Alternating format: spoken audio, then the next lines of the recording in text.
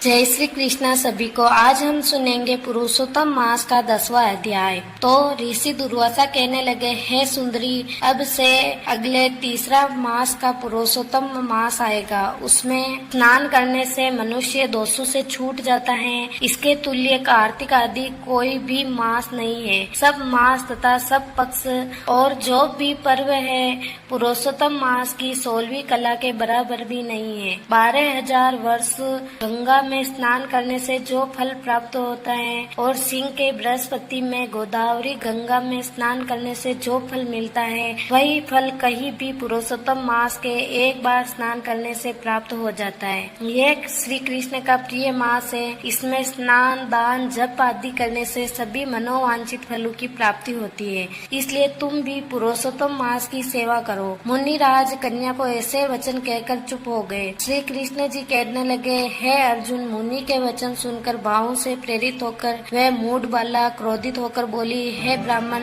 मुझको आपके वचन ठीक नहीं लगे। माघ आदि मास किस प्रकार थोड़ा फल देने वाले हैं और कार्तिक आदि मास को कैसे कम कहते हो? क्या सेवा किया हुआ बैसाख मास इच्छित फल नहीं देता? ये तो मल मास सब कर्मों में निंदित है। हे मुने, सूर्य संक्रांति से रहित मल मास को इस प्रकार क्रोध से कहे गए ब्राह्मण की पुत्री के वचनों को सुनकर ऋषि का शरीर जलने लगा और क्रोध से नेत्र लाल हो गए। परंतु फिर भी मित्र की कन्या को श्राप नहीं दिया और सोचने लगे कि ये कन्या तो मूर्ख है, अपने हित अहित को नहीं जानती। पुरुषोत्तम का महात्म्य जो बड़े बड़े ज्ञानी भी नहीं जानते, तो कम बुद्धि वाले पुरुष और कन्याएं कैसे जान सकती है? और ये बिना पिता की कन्या दुख रूपी अग्नि से सुलगती हुई मेरे अत्यंत उग्र श्राप को कैसे सहन कर सकेगी? ऐसे उत्पन्न हुए क्रोध को दूर करते हुए और स्वस्थ होकर व्याकुल कन्या से कहने लगे, तू दुखी और नादान है, इसलिए तेरे पर मेरा कुछ भी कोप नहीं है। जैसा तेरे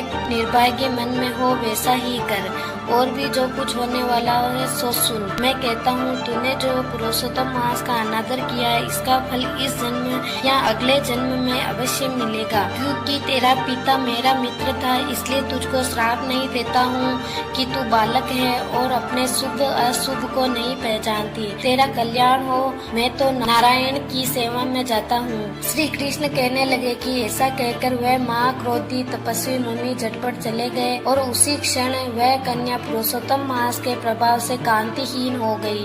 अपने मन में विचार करने लगी कि तत्काल फल देने वाले पार्वती पति श्री शंकर की आराधना करूंगी। ऐसा निश्चय करके अपने आश्रम में जाकर वह कठिन तप करने की इच्छा करने लगी। सूत जी कहते हैं, वह बाला प्रबल मुनि के वचनों को निंदित कर तथा बहुत फल वाले विष्णु और सावित्री पति ब्रह्मा को छोड़कर अपने वन आश्रम में केवल शंकर भगवान की सेवा करने लगी। जय श्री कृष्णा। ये था आज का 10वां अध्याय। कल हम सुनेंगे 11वां अध्याय। अगर ये वीडियो पसंद आई हो तो लाइक करें, शेयर करें। चैनल को अभी तक सब्सक्राइब नहीं किया हो तो सब्सक्राइब जरूर करें और बेल आइकन दबा दें, ताकि आने वाली पुरुषोत्तम मास की कथाएं और अन्य जानकारी आपको मिलती रहे। और कमेंट में जय श्री कृष्णा, जय श्री हरि जरूर लिखें।